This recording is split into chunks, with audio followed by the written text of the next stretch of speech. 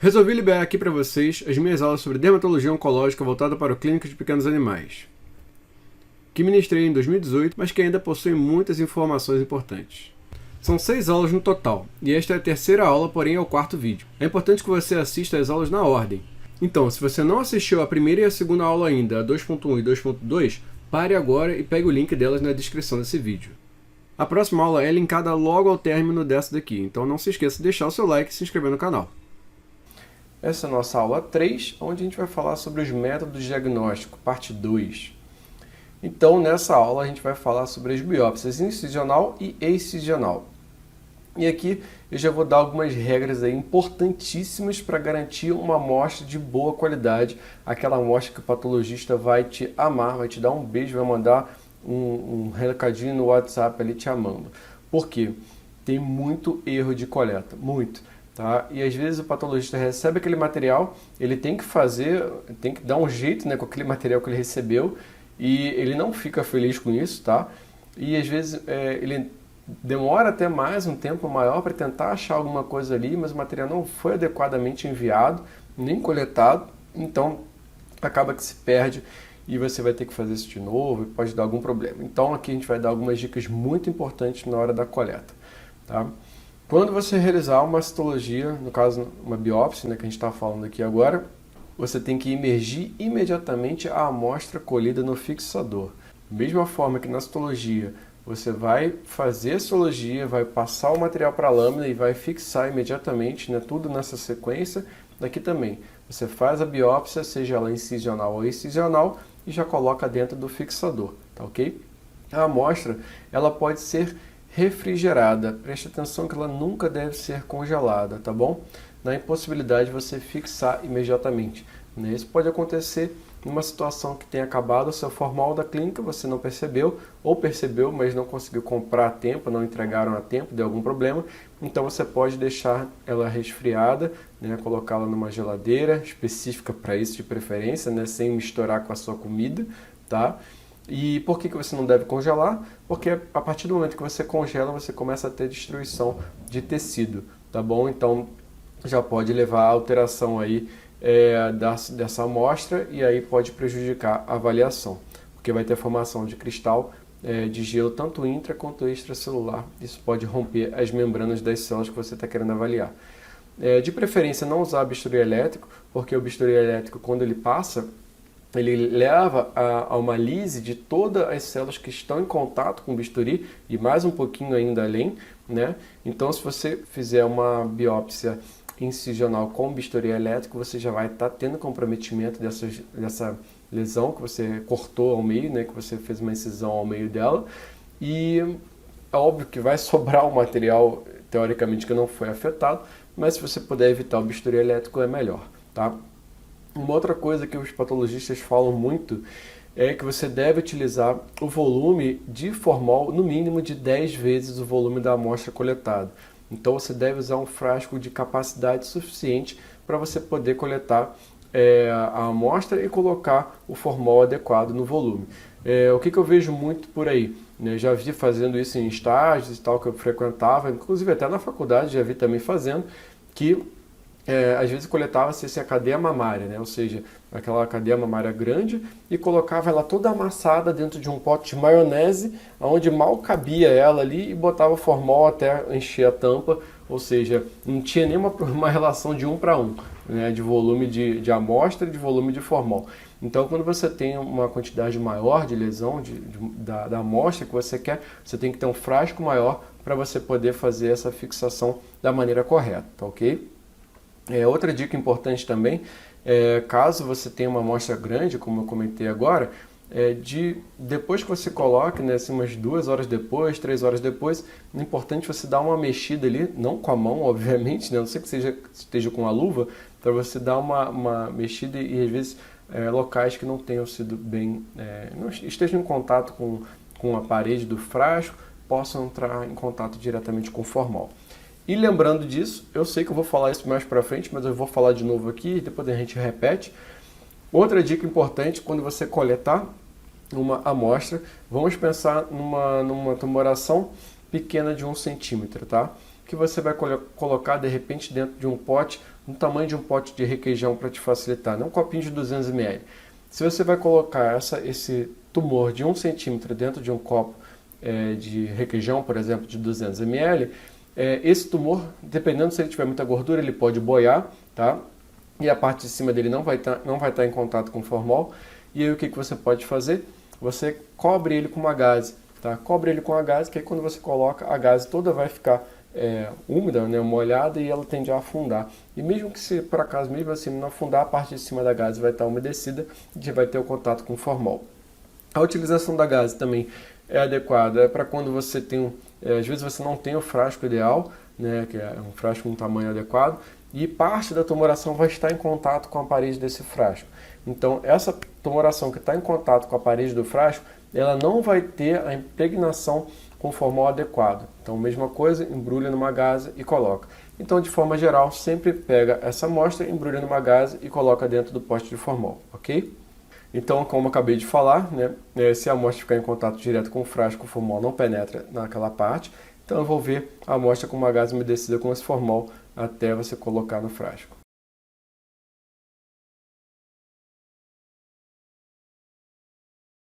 Aqui uma dica bem importante aí para vocês, principalmente para a galera que não tem laboratório perto, que vai ter que enviar esse material, né? Então, isso é bem interessante. Você deve fazer o quê? Você fixa primeiro a amostra em volume suficiente de formol de 24 a 48 horas. Então, você vai deixar essa amostra paradinha lá ou mexendo de vez em quando para fixar ela durante 24 a 48 horas. Depois, para você, por exemplo, não ter que enviar um frasco, sei lá, às vezes dentro de um pote de sorvete, né, 1,5 litro de formol, para enviar pelo correio, que vai sair mais caro, mais pesado, tem chance de vazar, tem chance de dar problema. Então, você transfere esse material que já está fixado, né, que ficou aí de 24 a 48 horas sendo fixado no formol, você transfere ele para um frasco menor, ou dentro de um saco plástico, por exemplo, que aqueles que tem zip, né, e tal, e aí você bota ele envolto a uma gaze umedecida de formol, ou seja, ele já foi fixado e você está colocando uma gaze molhada de formol. Então você vai diminuir bastante o seu volume que você vai ter que enviar, e esse material já foi fixado com essa gaze ali num material fechado, né, num saco fechado, que não vai vazar, obviamente. Você vai conservar bem essa amostra e é o tempo suficiente para você enviar aí para o laboratório. Então isso ajuda a evitar vazamento do formol e vai diminuir também o volume da amostra. No caso de tumoração grande, com mais de 3 centímetros, né, a indicação é que você faça incisões paralelas a cada 1 ou 2 centímetros. Ou seja, se você pensar que a minha mão é um tumor, né, você pode fazer as incisões aqui como se fosse na distância dos meus dedos mesmos aqui, ó. Então você vai abrir essa amostra e você abrindo o formol consegue penetrar aqui, tá legal? E aí dessa forma você consegue fixar melhor esse material e o patologista vai ficar feliz da vida com você, tá?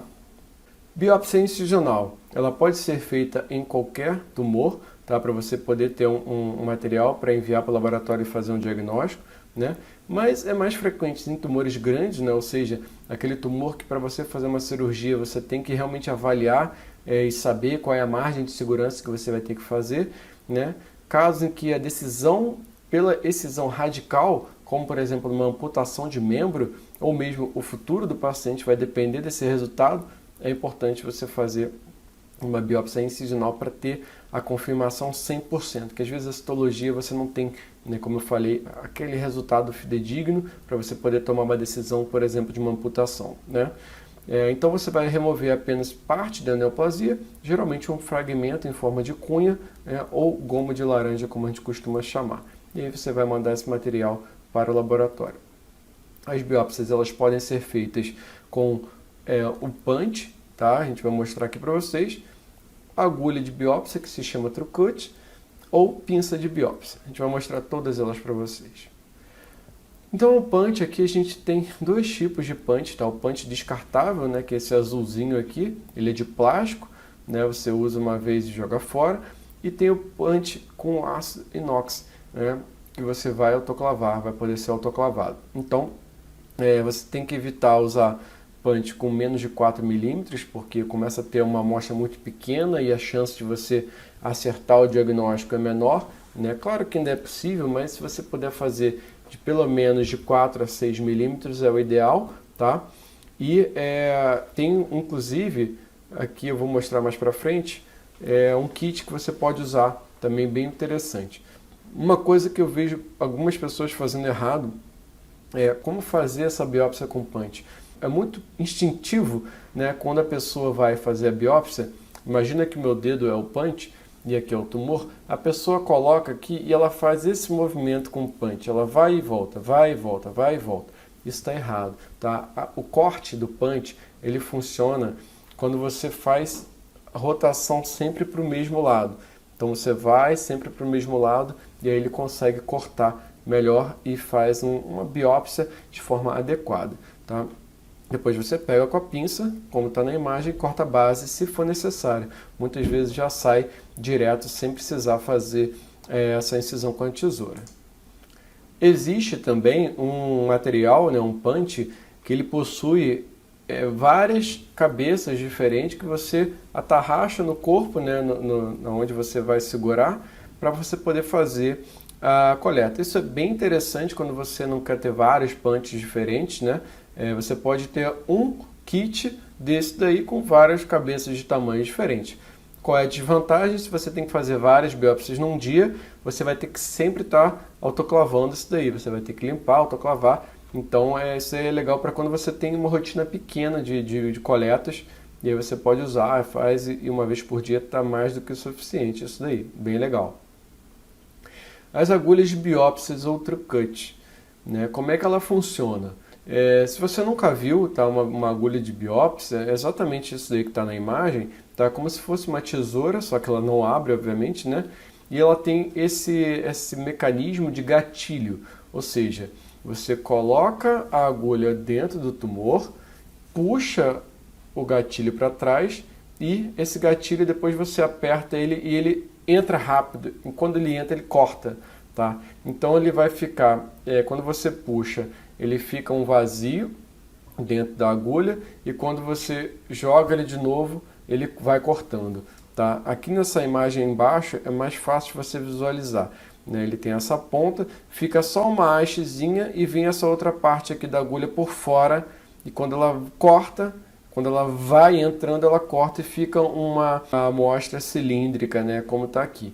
E aí você pode pegar essa amostra e fazer uma citologia, rolar essa amostra sobre uma lâmina para fazer uma citologia e também você pode pegar essa amostra e enviar para biópsia também, tá? Então é bem interessante você já faz as duas coisas de uma vez só, tá? Aqui é mais um exemplo. Primeiro você entra com a agulha dentro da tumoração, depois você puxa, aperta, faz o disparo que a gente chama e aí sim, depois que disparou lá dentro, aí você traciona para trás, tá? Normalmente há pouca sangramento nesses casos, tá? É claro que ele vai coletar, uma incisão mais grosseira do que uma citologia, né? O calibre já é maior, mais grosso, então pode doer, o animal pode sentir, né? Nesses casos, então às vezes é interessante fazer uma leve sedação também, tá? Para você poder fazer esse material e normalmente você precisa fazer uma compressão depois no local. Não é necessário dar ponta na grande maioria das vezes, tá? E as pinças de biópsias, elas são bastante usadas assim no caso de coletas de biópsias, por exemplo, né, dentro de nariz, né, na cavidade oral, quando é mais profunda, que você não consegue entrar ou manipular direito com bisturi, e às vezes até mesmo intracavitárias, mas aí não é o caso, né? Então seria mais para vocês, seria mais assim dentro de cavidade oral, quando for para você fazer, às vezes em conduto aditivo, mas não é muito prático realmente assim, é mais para dentro de cavidade. Então quais são as vantagens e desvantagens do punch? Né? Ele é fácil de fazer, a biópsia, né? Qualquer um faz, bom para lesões cutâneas, né? Que é o indicado para ele na maioria das vezes. Você tem normalmente um bom material coletado, você tem várias opções de tamanho, como eu mostrei. Você pode provocar hemorragias variáveis, vai depender da vascularização dessa lesão, né? E aí pode ser que seja necessário dar um ponto ou não, tá? E ele vai perdendo corte também com o tempo, né? Você pode mandar afiar, amolar ele de novo, mas normalmente ele vai perdendo quando é aquele que você utiliza várias vezes, tá? Vantagens e desvantagens da TrueCut, né? Ou da core biópsia, também chamada. Possibilita coletar biópsias de órgão interno, né? Quando você tem um acompanhamento pela ultrassonografia. pouco invasivo, necessita de lesão com mais de 2 centímetros para ser utilizado, porque ela precisa entrar 1 centímetro pelo menos e mais um para ter aquele espaço de corte. Então, para você poder usar ela, a lesão já tem que ter pelo menos 2 centímetros. Pode ser necessário você fazer mais de uma vez a coleta para ver um material adequado, né? Pode desprender células neoplásicas no trajeto da agulha, ou seja, se você faz e volta, por exemplo, se você faz uma coleta de fígado, né, uma tumoração em fígado, nesse trajeto que você faz, você pode estar vindo aí carregando célula neoplásica. Eu sei que não vai ser o caso de vocês, mas é só um critério de informação. E vantagem da agulha de biópsia, ela é boa para coleta de órgãos internos durante um procedimento cirúrgico, por exemplo, lesões intranasais ou intraorais, como eu falei já, pode necessitar de nova coleta, dependendo do material que vier, né, e pode provocar uma hemorragia variável, tá? Então, biópsia incisional tradicional, ela é aquela realizada com bisturi, daí você vai definir o tamanho e a profundidade da lesão, da amostra que você vai coletar, pode ser necessário dar pontos, e você sempre retira parte do tecido normal junto, tá ok? Então aqui, naquele esquema que eu falei da goma, né? Tipo goma de laranja, então você coleta parte do tumor e parte do tecido normal e tenta pegar também na profundidade, né? Como eu estou mostrando aqui, tá? Então aqui é o indesejável, ou seja, quando você pega só o tumor, e o desejável quando você vai até embaixo e pega a parte de baixo do tecido normal também, tá bom? Isso facilita bastante para o patologista ver se tem cápsula, se não é encapsulado, então isso é interessante para ele. Biópsia excisional é a técnica escolhida em qualquer situação que você vai decidir então por fazer a biópsia, né? Ela pode ser terapêutica, né? Ou seja, você já vai remover toda aquela lesão ali e na maioria das vezes uma boa parte delas você já vai ter resolvido o problema, né? Porque você remove toda a lesão. E para ser curativa, né, quando você está pensando em neoplasias potencialmente malignas, né, você tem que ter uma margem de tecido sadio aí grande ao lado, né, para você garantir que toda a lesão tenha sido removida, tá? No caso de lesões muito infiltrativas, né, como mastocitoma, fibrosarcoma, hemangiopericytoma, né, você tem que fazer o seguinte, você tem que dar uma margem de segurança de pelo menos 3 centímetros de pele, né, ao lado da lesão, e a margem profunda tem que ser pelo menos um plano tecidual livre da neoplasia, né, livre macroscopicamente, né, a gente não tem um microscópio nos olhos, então a gente tem que tentar visualizar quando você remover ali se vai ser uma face, se vai ser um tecido muscular que você vai ter que remover também.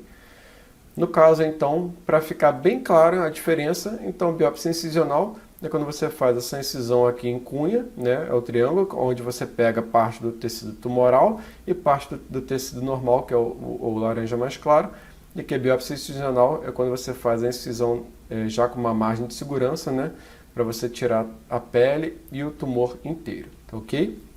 Na nossa próxima aula, a gente vai falar então sobre as principais neoplasias cutâneas e as suas apresentações clínicas, né, as principais neoplasias que vocês podem se deparar aí, que podem vir a chegar para vocês, tá ok? Então até a próxima.